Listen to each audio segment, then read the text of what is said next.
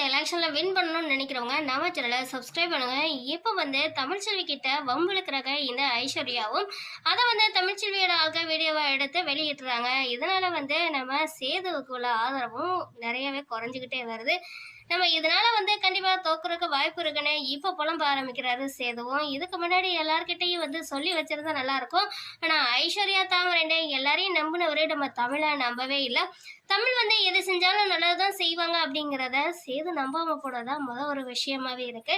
இந்த பக்கம் எலெக்ஷன் ஒரு பக்கம் இருந்தாலும் நான் சும்மா விளையாட்டுத்தனமா தான் இதுல இறங்கினேன். ஆனா நான் படிக்கணும், அடுத்து நம்ம வாழ்வாதாரம் என்ன அப்படிங்கறத நம்ம முயற்சி பண்ண. இப்ப தமிழ்ச்செல்வி இப்ப பேச ஆரம்பிக்கிறாங்க. வீட்டுல மறுபடியும் நம்ம பழைய மாதிரி ஹோட்டல் வச்சா நல்லா இருக்குமா, அதுவும் நீ வடையெல்லாம் ரொம்ப டேஸ்டா பண்றே இல்ல, ஏன் இதவே நம்ம பிசினஸா பண்ணக்கூடாதுன்னு இப்போ ஒரு வடக்கடை போட போறாங்க நம்ம தமிழ்ச்செல்வி ஃபேமிலி.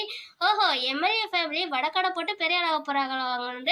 இப்போ எகத்தாலம் பண்றாங்க இந்த ஈஸ்வரியும். ஆனா நம்ம தமிழ்ச்செல்வி ஒரு பக்கம் எம்எல்ஏ ஆகுறாங்க, இன்னொரு பக்கம் நம்ம வசந்தி ஒரு பக்கம் வடக்கடை போடுறாங்கன்னு அடுத்தடுத்து நல்ல விஷயங்கள்லாம் நடக்க போகுதுன்னு நினைக்கிறவங்க நம்ம சேனல் சப்ஸ்கிரைப் பண்ணுங்க.